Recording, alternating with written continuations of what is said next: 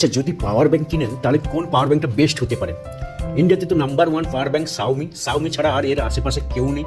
So Xiaomi power bank একদম best power bank.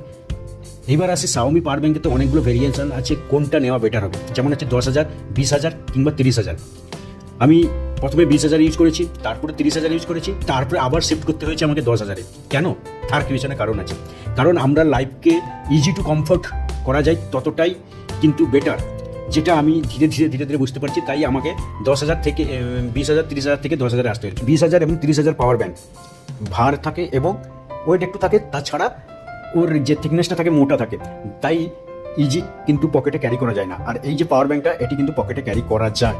হ্যাঁ, এর মাঝখানে একটা বলে দিই, শাওমির আরও একটা পাওয়ার ব্যাংক 10,000 mAh আছে, যেটি কিন্তু একটু বড় সাইজের। সো সেটিও পকেটে ক্যারি করা যায়, বাট একটু বড় সাইজ।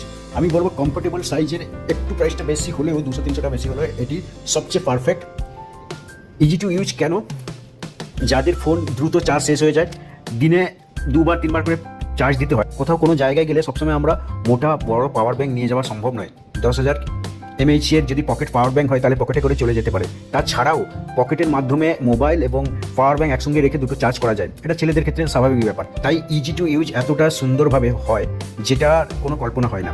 আর আমরা যেমন রোজ রাতে মোবাইল চার্জ দিই, সেরকম পাওয়ার ব্যাংকও রোজ রাতে চার্জ দিয়ে দিয়ে তারপরে পুরো দিনটা একদম কমফোর্টেবলভাবে ফিল করা যায়, যেখানে খুশি যাওয়া যেতে পারে। একটা পাওয়ার ব্যাংক 4,000 mAh ব্যাটারি যদি হয়, 2.5 বারের মতন চার্জ দেবে, 2 থেকে 2.5 বার কমফোর্টেবলভাবে চার্জ দেবে।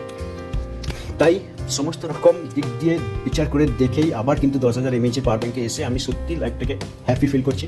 এই যে দেখতে পাচ্ছেন কত সুন্দর টাইপ সি পোর্ট দুটো আছে, প্লাস USB বড় ফোটো আছে। যদি ভিডিওটি ভালো লাগে অবভিয়াসলি লাইক কমেন্ট করবেন, এবং হেল্পফুল যদি হয় তাহলে কমেন্টে জানিয়ে যাবেন।